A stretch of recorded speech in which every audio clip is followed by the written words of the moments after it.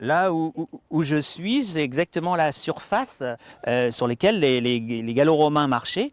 Et on voit bien que ce L'émotion sol est est intacte pour très bien Jean-Philippe, qui structuré vient donc, de au mettre au départ jour une par rue rapport gallo-romaine, quartier Saint-Vivien à Saintes.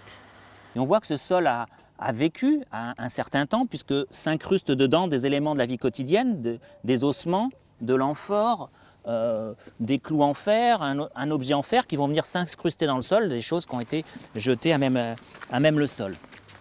L'équipe d'archéologues a également découvert une cave antique et son escalier presque intact, un élément souterrain extrêmement rare à Saintes qui abritait de nombreux objets de la vie quotidienne. Et ici, c'est un ensemble d'objets en bronze pour la toilette. Donc il y a une pince à épiler, le cure-oreille et le cure-ongle, et qui sont encore sertis par un petit anneau qui les rejoint. Ce qui est rare, c'est de retrouver l'ensemble de ces objets encore associés.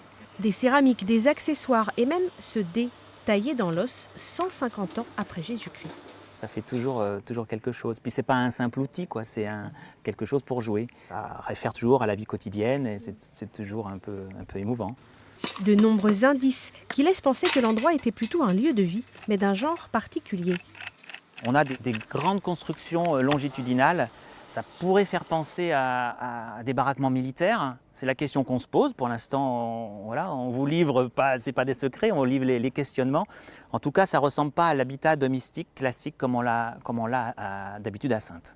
Autre trouvaille inédite de ces fouilles, un puits antique. Il doit encore être daté, mais le propriétaire du terrain a d'ores et déjà décidé de le conserver. Le site, il a eu une certaine unité à l'époque romaine. On est toujours dans la ville, elle ne s'est pas arrêtée, la ville elle continue de vivre et du coup, même les vestiges vont continuer à écrire l'histoire de ce quartier et de ce terrain.